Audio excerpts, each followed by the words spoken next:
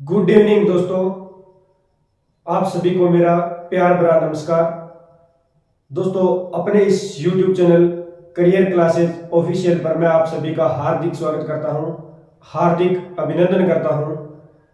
दोस्तों, हम प्राचीन भारत के इतिहास के बारे में पढ़ रहे थे और प्राचीन भारत के जितने भी जो प्राचीन इतिहास को जानने के स्रोत थे उनके बारे में हमने जानकारी हासिल की है। प्राचीन भारत के अंदर जो प्रमुख प्रकार के वेद थे या प्रमुख सिक्कों के बारे में हमने पढ़ा, अभिलेखों के बारे में हमने पढ़ा था और जो पुरातत्व संबंधी जो साक्ष्य थे उनके बारे में हमने जानकारी हासिल की थी। तो यूनिट जो फर्स्ट थी जो लूसेंट के अंदर दी गई थी उसको हमने पूरी तरह से कवर किया है। एक एक टॉपिक को जो है हमने कवर किया है। लूसेंट के टॉपिक नंबर 1 को ज्यादा से ज्यादा जानकारी जो है हमने 1 नंबर टॉपिक से कंप्लीट की है, 1 नंबर यूनिट से कंप्लीट की है। दोस्तों, आपको बता दूं, अगर आप इस चैनल पर नए हो तो इस चैनल को सब्सक्राइब कर लेना, करियर क्लासेस ऑफिशियल चैनल को सब्सक्राइब करना और बेल आइकन को प्रेस कर लेना ताकि नोटिफिकेशन आपको समय समय पर मिलता रहे। दोस्तों, आज का जो नेक्स्ट टॉपिक है प्राग ऐतिहासिक काल, और प्राग ऐतिहासिक काल के बारे में आज हम अध्ययन करेंगे। तो दोस्तों, आज के टॉपिक की जो नेक्स्ट यूनिट है यूनिट नंबर 2, यूनिट 2 और यूनिट जो 3 है वो आज हम लगभग कवर करने वाले हैं। तो आज की यूनिट की शुरुआत करते हैं आज के मोटिवेशन कोड के साथ। तो आज का मोटिवेशन कोड देखते हैं। हर असंभव काम को करने का एक ही तरीका होता है। हर असंभव काम को करने का एक ही तरीका होता है, सिर्फ कड़ी मेहनत करते रहो। यानी हमें अगर कोई भी काम करना है, हमें कोई भी लक्ष्य की प्राप्ति करनी है, तो दोस्तों एक बात की जो है ध्यान रखना है कि अगर हम कड़ी मेहनत करेंगे, अपने मेहनत पर विश्वास रखेंगे कि हम जो करना चाहते हैं वो हम कर सकते हैं, तो हम कुछ भी कर सकते हैं, ये ध्यान में रखना है। अगर हम कड़ी मेहनत करेंगे तो अपनी लाइफ के अंदर जो है सक्सेस अवश्य होंगे, ये ध्यान में रखना है। अगर हम मेहनत नहीं करेंगे, हम बोल देते हैं कि हमारी किस्मत साथ नहीं देती। तो दोस्तों, किस्मत अकेली कभी किसी का साथ नहीं देती। किस्मत जो है अकेली कभी किसी का साथ नहीं देती, ये आपको ध्यान में रखना है। किस्मत कब साथ देती है? अगर हम किसी भी लक्ष्य को लेकर उस पर हम जो है कड़ी मेहनत करेंगे तो जो हमारी किस्मत है वो अवश्य है जो हमारे साथ आएगी, हमारे की किस्मत है वो अवश्य काम करेगी। अगर हम कड़ी मेहनत नहीं करेंगे तो किस्मत दोस्तों कभी काम नहीं करती, ये ध्यान में रखना है।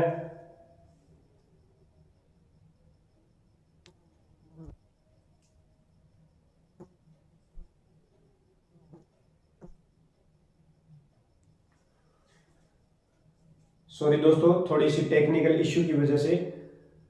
तो अब जो है टॉपिक की शुरुआत करते हैं। तो आज का टॉपिक है प्राग ऐतिहासिक काल।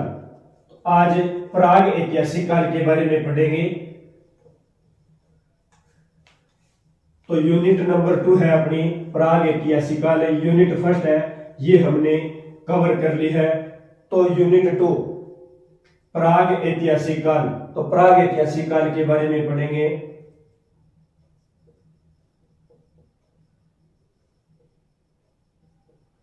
प्राग ऐतिहासिक काल, इसे क्या बोला जाता है दोस्तों?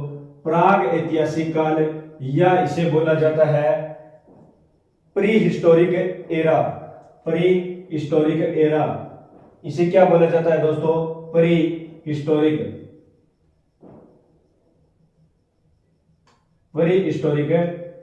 एरा के नाम से इसे जाना जाता है। प्राग ऐतिहासिक काल को प्रा हिस्टोरिक एरा के नाम से इसे जाना जाता है, ये आपको ध्यान में रखना है। यानी हम काल के बारे में ध्यान करेंगे। तो काल यानी काल दोस्तों, जो भी प्राचीन काल थे, कितने प्रकार के काल हुए थे उनके बारे में ध्यान करेंगे। तो काल कौन कौन से थे ये आपको ध्यान में रखना है। काल 3 प्रकार के थे। कौन कौन से थे 3 प्रकार के? तो तीनों जो काल है उनके बारे में हमें गहरा अध्ययन करेंगे। एक एक टॉपिक को दोस्तों कवर करने वाले हैं। तो ज्यादा से ज्यादा वीडियो को जो है लाइक करो, कमेंट करो और ज्यादा से ज्यादा इस वीडियो को अपने दोस्तों के अंदर शेयर करो। दोस्तों लाइक और शेयर के अंदर बिल्कुल भी कंजूसी नहीं करनी है, लाइक और शेयर के अंदर बिल्कुल भी कंजूसी नहीं करनी है। तो शुरुआत करते हैं प्राग ऐतिहासिक काल के बारे में, यानी काल के बारे में। काल को 3 भागों में वर्गीकृत किया गया है और 3 भाग कौन कौन से हैं तो हम देखते हैं। पहला है प्राग ऐतिहासिक काल। पहला कौन सा है? प्राग ऐतिहासिक काल।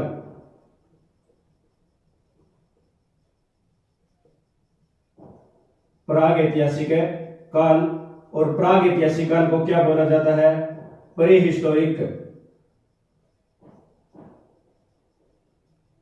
हिस्टोरिक एरा के नाम से इसे जाना जाता है। और दूसरा जो है, दूसरा कौन सा है? दूसरा है दोस्तों आद्य ऐतिहासिक। कौन सा है? आद्य ऐतिहासिक।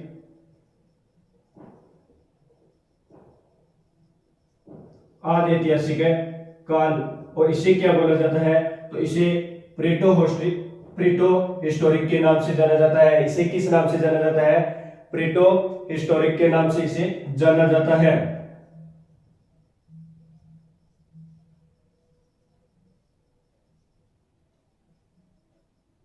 प्रीटो हिस्टोरिक एरा के नाम से इसे जाना जाता है। और तीसरा कौन सा है? तो तीसरा है दोस्तों ऐतिहासिक। तीसरा काल है ऐतिहासिक काल। तो इन तीनों कालों के बारे में हम गहरी जानकारी हासिल करेंगे, गहरा अध्ययन करेंगे। और इसे क्या बोला जाता है? इसे बोला जाता है हिस्टोरिक एरा के नाम से इसे जाना जाता है। हिस्टोरिक एरा के नाम से इसे जाना जाता है, ये आपको ध्यान में रखना है। हिस्टोरिक एरा के नाम से इसे जाना जाता है। यानी काल को 3 भागों में वर्गीकृत किया गया है। 3 भाग कौन कौन से हैं? तो दोस्तों 3 भाग कौन कौन से हैं? पहला है प्राग ऐतिहासिक काल, दूसरा है आद्य ऐतिहासिक काल और तीसरा है ऐतिहासिक काल। प्राग ऐतिहासिक काल को प्री हिस्टोरिक एरा के नाम से जाना जाता है। आद्य ऐतिहासिक काल को प्रीटो हिस्टोरिक एरा के नाम से जाना जाता है और ऐतिहासिक काल को हिस्टोरिक एरा के नाम से जाना जाता है। और दोस्तों अब इनका समय दिया गया है कि इनका समय क्या है, तो ये ध्यान में रखना है। प्राग ऐतिहासिक काल का समय क्या है, आद्य ऐतिहासिक काल का समय क्या है और ऐतिहासिक काल का समय क्या है, तो ये आपको ध्यान में रखना है। तो प्राग ऐतिहासिक काल का समय क्या है, तो ये ध्यान में रखना है। तो प्राग ऐतिहासिक काल का दोस्तों समय है 35,000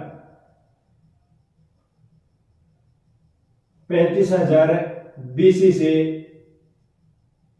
2500 बीसी। 35,000 बीसी से 2500 बीसी, ये इसका काल है। 35,000 बीसी से 2500 बीसी, ये किसका काल है? तो ये प्राग ऐतिहासिक काल का काल है, जो है समय दिया गया है, पीरियड दिया गया है। कितना है? तो 35,000 बीसी से 2500 बीसी। यानी बीसी के बारे में मैंने आपको पहले बता दिया है, यानी ईसा मसीह के जन्म से पहले का समय दिया गया है। और आद्य ऐतिहासिक काल का समय कितना है, तो ये आपको ध्यान में रखना है। तो आद्य ऐतिहासिक काल का समय है 2500 बीसी से 1500 बीसी। 2500 बीसी से 1500 बीसी, ये आद्य ऐतिहासिक काल का समय है। यानी ऐतिहासिक काल के अंदर जो अंतर दिया गया है, यानी ऐतिहासिक काल है, ये लगभग दोस्तों कितना है, तो आपको ध्यान में रखना है 35,000 से लेकर लगभग 2500 साल पहले की बात है। यानी कितना समय दिया गया है, कितना ईसा मसीह से जन्म से पहले का कितना समय दिया गया है, तो लगभग दोस्तों दिया गया है 32,500 साल जो है ऐतिहासिक काल रहा था। ऐतिहासिक काल का समय अवधि क्या रही थी, तो 32,500 साल जो है ऐतिहासिक काल की समय अवधि रही थी। और इसकी कितनी रही थी, तो आद्य ऐतिहासिक काल लगभग 1000 जो साल है इसकी अवधि रही थी। और अब है ऐतिहासिक काल। तो ऐतिहासिक काल की समय अवधि क्या है, ये ध्यान में रखना है। ऐतिहासिक काल की समय अवधि क्या है, तो ऐतिहासिक काल की समय अवधि है 1500 बीसी से 1500 बीसी से है 650 एडी। 650 एडी 1500 बीसी से 650 एडी, यानी 650 एडी ईसा मसीह के जन्म के बाद की बात हो रही है। 1500 बीसी यानी ईसा मसीह के जन्म से 1500 साल पहले से लेकर जन्म के 650 साल बाद तक जो है ऐतिहासिक समय रहा था, ये आपको ध्यान में रखना है। और इनके अंदर क्या क्या दिया गया है, यानी काल 3 प्रकार के, प्राग ऐतिहासिक काल, आदि ऐतिहासिक काल और ऐतिहासिक काल। काल को कितने भागों में वर्गीकृत किया गया है, तो ध्यान में रखना है कितने भागों में किया गया है, 3 भागों के अंदर काल को वर्गीकृत किया गया है। 3 भाग कौन कौन से हैं, प्राग ऐतिहासिक काल, आदि ऐतिहासिक काल और ऐतिहासिक काल। दोस्तों लुसेंट का एक एक टॉपिक जो है आपको रटवाने वाला हूं, तो लास्ट तक वीडियो में बने रहना है। अगर वीडियो आपको अच्छी लगी तो वीडियो को लाइक कमेंट और ज्यादा से ज्यादा शेयर करना है। तो दोस्तों अब क्या दिया गया है, प्राग ऐतिहासिक काल में क्या दिया गया है, तो इसके अंदर विवरण मिला है। तो विवरण यानी जो साक्ष्य मिले हैं, तो क्या मिला है ध्यान में रखना है, विवरण क्या मिला है इसके अंदर, तो लिखित विवरण है। ये किसमें मिला है, तो इसमें दोस्तों लिखित विवरण है, ये नहीं मिला है, लिखित विवरण नहीं मिला है, ये आपको ध्यान में रखना है। प्राग ऐतिहासिक काल के अंदर लिखित विवरण नहीं मिला है। और आदि ऐतिहासिक काल के अंदर दोस्तों लिखित विवरण मिला है। तो इसमें विवरण जो है लिखित मिला है, लिखित मिला है, लेकिन दोस्तों यहां पे पढ़ा नहीं जा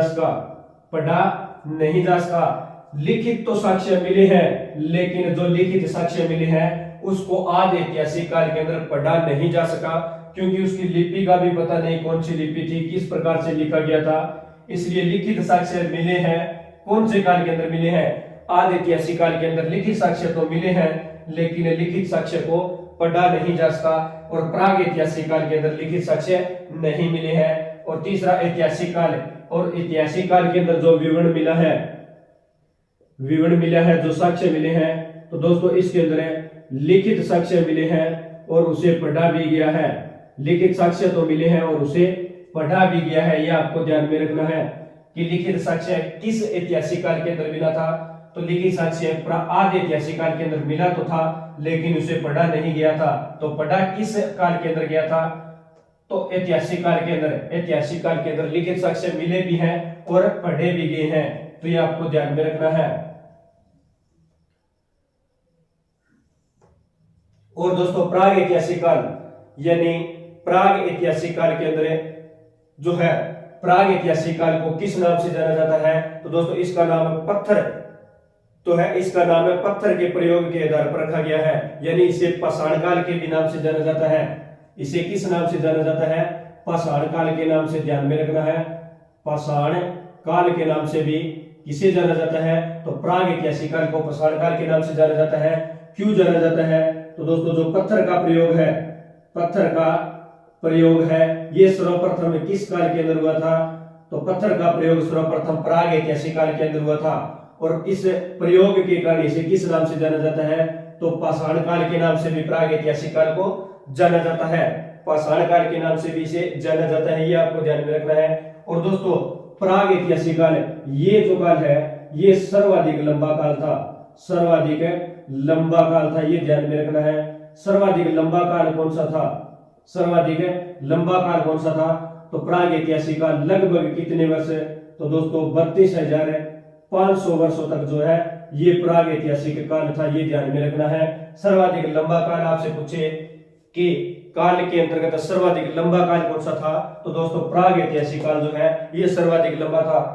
समय कितना था, तो 32,500 साल का। प्राग ऐतिहासिक काल को पाषाण काल के भी नाम से जाना जाता है। और पाषाण किसको बोलते हैं दोस्तों, तो पाषाण बोलते हैं पत्थरों को, यानी जो पत्थर है, पत्थर के साक्ष्य कहां पे मिले हैं, तो ध्यान में रखना है कि पत्थर के साक्ष्य सर्वप्रथम प्राग ऐतिहासिक काल में मिले हैं, यानी पत्थरों का सर्वप्रथम प्रयोग किस काल के अंदर किया गया था, तो प्राग ऐतिहासिक काल के अंदर पत्थरों का सर्वप्रथम प्रयोग किया गया था। दोस्तों वीडियो समझ में आ रही है ना आपकी, तो ज्यादा से ज्यादा वीडियो को जो है लाइक करो, कमेंट करो, और ज्यादा से ज्यादा वीडियो को शेयर करो, लाइक कमेंट करके बताओ कि आपकी वीडियो कैसी लग रही है। तो दोस्तों पत्थरों का प्रयोग सर्वप्रथम किस काल में किया गया था, तो प्राग ऐतिहासिक काल के अंदर पत्थरों का सर्वप्रथम प्रयोग किया गया था। और दोस्तों आदि ऐतिहासिक काल है, तो इसका समय अवधि 2500 BC से 1500 BC, और विवरण इसका लिखित तो मिला है लेकिन पढ़ा नहीं गया, लिखित मिला है लेकिन पढ़ा नहीं गया। तो दोस्तों इसके अंतर्गत हम किसकी जानकारी का अध्ययन करेंगे, तो इसके अंदर दोस्तों जो हड़प्पा सभ्यता है, ध्यान में रखनी है, कौन सी सभ्यता, हड़प्पा को क्या बोला जाता है, तो दोस्तों सिंधु घाटी, हड़प्पा को ही क्या बोला जाता है, सिंधु घाटी भी बोला जाता है। तो हड़प्पा सभ्यता या सिंधु घाटी सभ्यता की जो जानकारी है वो किस में पढ़ेंगे, तो हड़प्पा सभ्यता या सिंधु घाटी सभ्यता हम आदि ऐतिहासिक काल के अंतर्गत पढ़ेंगे। और तीसरी है ऐतिहासिक काल।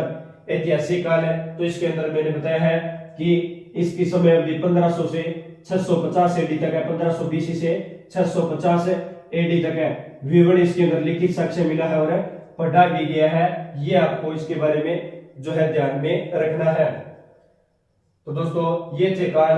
अब हम पढ़ने वाले हैं प्राग ऐतिहासिक काल के बारे में, जो है गहरा अध्ययन करेंगे। किसके बारे में करेंगे? प्राग ऐतिहासिक काल के बारे में गहरा अध्ययन करेंगे। तो मैं इसको इरेज कर देता हूं। नेक्स्ट हेडिंग लगाओ प्राग ऐतिहासिक काल, जिसे क्या बोला जाता है? प्री हिस्टोरिक एरा के नाम से जाना जाता है। किस नाम से जाना जाता है दोस्तों? प्री हिस्टोरिक एरा के नाम से इसे जाना जाता है, ये आपको ध्यान में रखना है।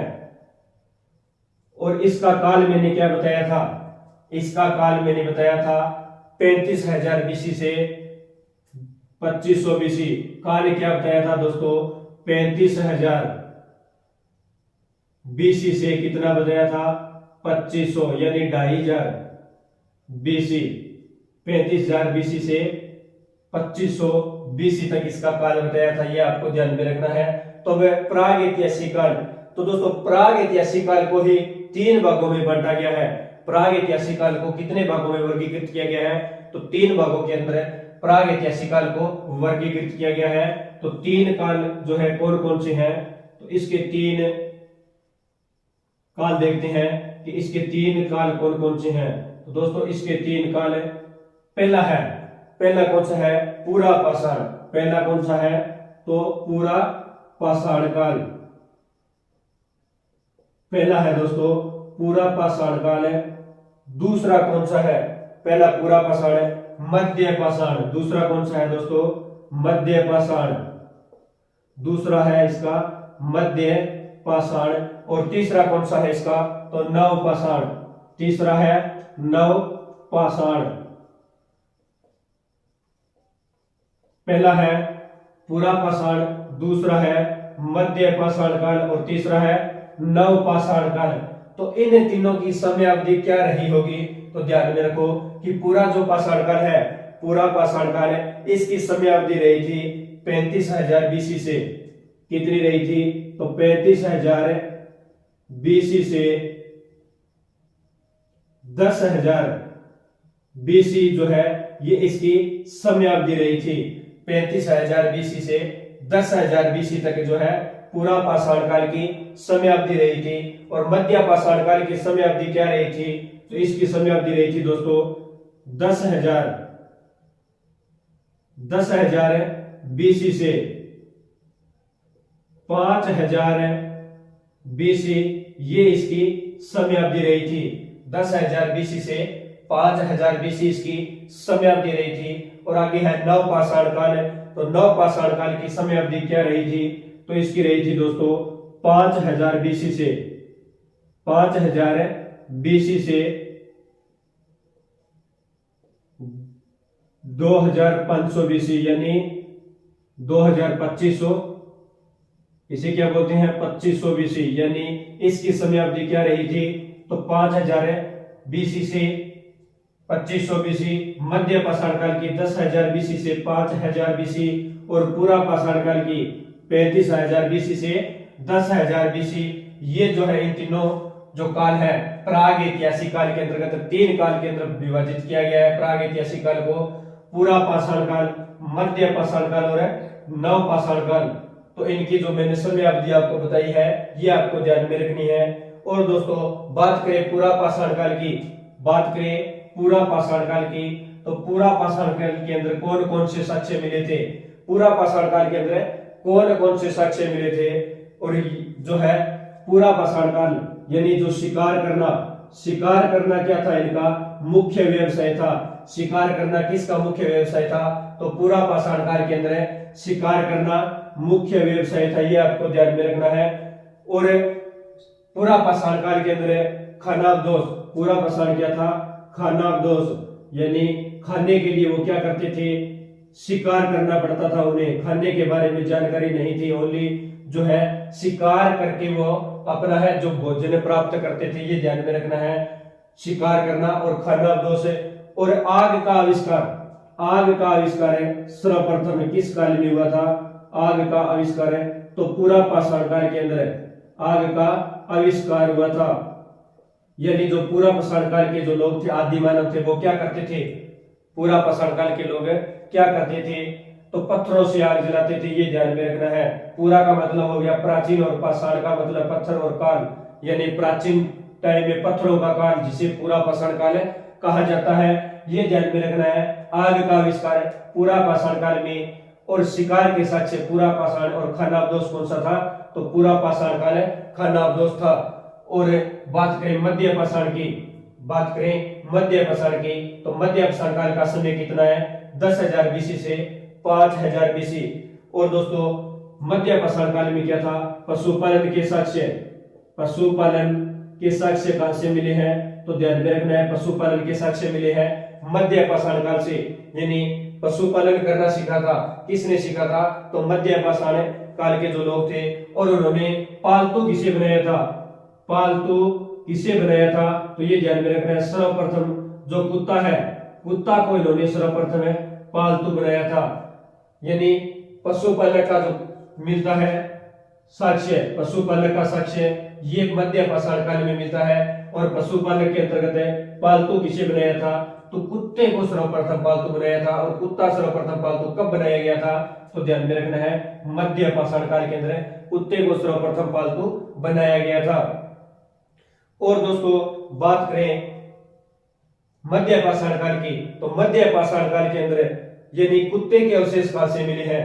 मध्य पाषाण काल के अंदर जो पालतू जानवर है कुत्ता, कुत्ते के अवशेष कहां से मिले हैं? तो ये ध्यान में रखना है। एक क्षेत्र है आदमगढ़, क्षेत्र है आदमगढ़। और आदमगढ़ कहां पे है दोस्तों? तो ये है मध्य प्रदेश के अंदर। आदमगढ़ कहां पे है? मध्य प्रदेश के अंदर है। तो आदमगढ़ मध्य प्रदेश से, आदमगढ़ है मध्य प्रदेश से। और एक राजस्थान के अंदर एक क्षेत्र पड़ता है बागौर, राजस्थान के अंदर एक क्षेत्र है, कौन सा है? बागौर। और बागौर से, राजस्थान के बागौर और आदमगढ़ जो मध्य प्रदेश के अंदर है, इन दोनों से सर्वप्रथम जो है कुत्ते के साक्ष्य जो है प्राप्त हुए हैं। यानी पालतू पशु जो है किसे बनाया गया था? तो कुत्ते को पालतू बनाया गया था। और इसके साक्ष्य कहां से मिले हैं? आदमगढ़ मध्य प्रदेश है और बागौर राजस्थान से इसके साक्ष्य मिले हैं। आई होप कि ये वीडियो दोस्तों आपको बहुत ज्यादा समझ में आ रहा होगा।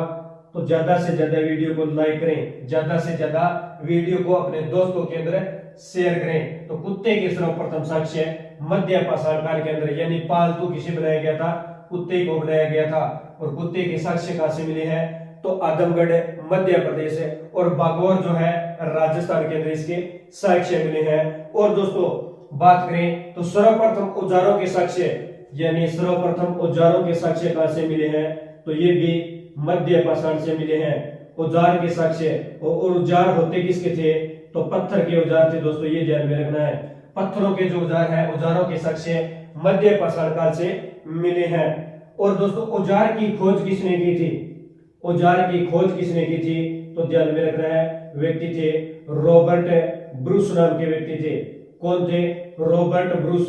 तो रॉबर्ट ब्रूस ने सर्वप्रथम जो है औजार के, यानी जो पत्थरों के औजार थे, पत्थरों के जो औजार थे, उन पत्थरों के औजार की सर्वप्रथम खोज किसने की थी? तो रॉबर्ट ब्रूस ने, रॉबर्ट ब्रूस ने सर्वप्रथम खोज की थी। और दोस्तों चित्रकला के प्राचीनतम साक्ष्य किससे मिलते हैं? तो ये भी ध्यान में रखना है कि चित्रकला, चित्रकला के प्राचीनतम साक्ष्य,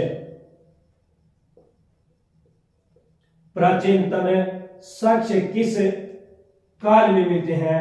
तो मध्य पाषाण काल के अंदर, मध्य पाषाण काल के अंदर चित्रकला के प्राचीनतम साक्ष्य मिलते हैं। और बात करें साक्ष्य मिलते कहां से हैं? तो वो क्षेत्र है भीमबेटका, भीमबेटका। भीमबेटका दोस्तों जो क्षेत्र है ये कहां पर है? तो ये है मध्य प्रदेश के अंदर। मध्य प्रदेश के भीमबेटका क्षेत्र से चित्रकला के साक्ष्य मिलते हैं। और दोस्तों ये जो चित्रकला है ये पत्थर पर की जाती थी।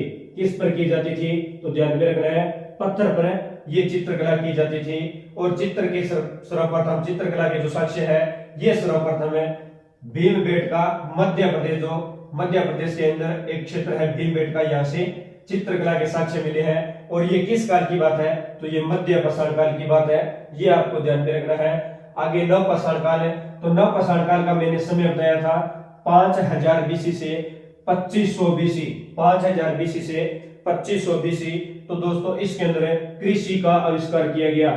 कृषि के सर्वप्रथम जो साक्ष्य है, कृषि के सर्वप्रथम साक्ष्य किस काल से प्राप्त होते हैं, तो नव पाषाण काल के अंदर कृषि के सर्वप्रथम साक्ष्य प्राप्त होते हैं, ये आपको ध्यान में रखना है। कृषि के सर्वप्रथम साक्ष्य कहां से प्राप्त होते हैं, तो नव पाषाण काल के अंदर कृषि के सर्वप्रथम साक्ष्य प्राप्त होते हैं। और कृषि के अंतर्गत जो फसलें हैं वो कौन सी थी, तो दोस्तों ध्यान में रखना है गेहूं और जौ। गेहूं और जौ ये दो प्रमुख फसलें थी, गेहूं और जौ ये प्रमुख फसलें थी। और दोस्तों गेहूं और जौ के साक्ष्य कहां से मिले हैं, तो ध्यान में रखना है कृषि के साक्ष्य ये कहां से मिले हैं, तो दोस्तों एक क्षेत्र है मेहरगढ़ जो क्षेत्र है ये कहां पे है, तो ये है दोस्तों बलूचिस्तान। मेहरगढ़ एक क्षेत्र है बलूचिस्तान है। और बलूचिस्तान से जो है कृषि के सर्वप्रथम साक्ष्य मिले हैं, यानी कृषि के अंतर्गत गेहूं की कृषि की जाती थी और जौ की कृषि की जाती थी। गेहूं और जौ इनकी कृषि की जाती थी। और साक्ष्य कहां से मिले हैं, तो मेहरगढ़ क्षेत्र है बलूचिस्तान के अंदर है। तो मेहरगढ़ बलूचिस्तान के अंदर जो है यहां से कृषि के साक्ष्य मिले हैं, ये आपको ध्यान में रखना है। और दोस्तों नव पाषाण काल के अंदर सर्वप्रथम पहिए का आविष्कार या पहिए की जो खोज है ये सर्वप्रथम किस काल में हुई थी, तो ये खोज हुई थी नव पाषाण काल के अंदर। पहिए की खोज किस काल में हुई थी, तो नव पाषाण काल के अंदर पहिए की सर्वप्रथम खोज हुई थी, ये आपको ध्यान में रखना है। और दोस्तों चावल के भी साक्ष्य मिले हैं। और चावल के साक्ष्य किस क्षेत्र से मिले हैं, तो क्षेत्र है कोल्डिस्वा। क्षेत्र कौन सा है, कोल्डिवा। और कहां पे है, उत्तर प्रदेश में। क्षेत्र का नाम लिखना है आपको कोल्डी हवा। और ये कहां पे है, तो ये है यूपी जो है उत्तर प्रदेश के अंदर है। भारत का राज्य है उत्तर प्रदेश का क्षेत्र है कोल्डी हवा। और यहां से किसके साक्ष्य मिले हैं, तो चावल के साक्ष्य जो है ये कोल्डी हवा उत्तर प्रदेश से मिले हैं, ये आपको ध्यान में रखना है। और दोस्तों बात करें तो तांबे के औजार मिले हैं। तांबे के साक्ष्य किसके साक्ष्य है, तो दोस्तों तांबे के साक्ष्य या तांबे के जो औजार है औजार कहां से मिले हैं, तो ये नव पाषाण काल से मिले हैं। और तांबे के औजार के अंतर्गत है सर्वप्रथम है क्या मिला था औजार में, तो कुल्हाड़ी, ये ध्यान में रखना है। क्या मिला था सर्वप्रथम है, तो कुल्हाड़ी के साक्ष्य, यानी तांबे के औजार के साक्ष्य किस काल से प्राप्त होते हैं, तो नव पाषाण काल से तांबे के साक्ष्य जो है ये प्राप्त होते हैं, ये आपको ध्यान में रखना है। और दोस्तों बात करें तो ये जो सभ्यता है यानी तांबा ध्यान में रखना है दोस्तों। प्रथम धातु कौन सी थी, सर्वप्रथम धातु कौन सी थी जिसका खोज हुई थी, तो पहली धातु ध्यान में रखना है, तो तांबा है ये पहली धातु थी। तांबा जो है ये पहली धातु थी, ये आपको ध्यान में रखना है। जिसकी खोज हुई या जिसके साक्ष्य मिले थे, तो सर्वप्रथम किसके साक्ष्य मिले थे, धातु के अंतर्गत है, तो तांबे के साक्ष्य मिले थे। तांबा जो धातु है इसके साक्ष्य मिले थे। और तांबे के औजार है उसके अंतर्गत क्या मिली थी, कुल्हाड़ी मिली थी। और किस काल में मिली थी, तो नव पाषाण काल के अंतर्गत मिली थी। और दोस्तों नव पाषाण काल के अंदर जो है पाषाणकालीन यानी जो पाषाणकालीन मनुष्य है, पाषाणकालीन मनुष्य के साक्ष्य मिले हैं। पाषाणकालीन मनुष्य के साक्ष्य काल से मिले हैं, तो ये ध्यान में रखना है, ये नव पाषाण काल से मिले हैं। और नव पाषाण यानी नर्मदा घाटी के अंतर्गत मिले हैं। कहां से मिले हैं, तो नर्मदा घाटी जो क्षेत्र है, नर्मदा घाटी क्षेत्र से पाषाणकालीन मनुष्य के साक्ष्य मिले हैं, ये आपको ध्यान में रखना है। और किस काल में मिले हैं, तो नव पाषाण काल में इसके साक्ष्य मिले हैं। नवपाषाण काल में इसके दोस्तों क्या मिले हैं, तो साक्ष्य मिले हैं, ये आपको ध्यान में रखना है। तो दोस्तों ये थे प्राग ऐतिहासिक काल के बारे में हमने पढ़ा है, प्राग ऐतिहासिक काल के बारे में हमने पढ़ा है।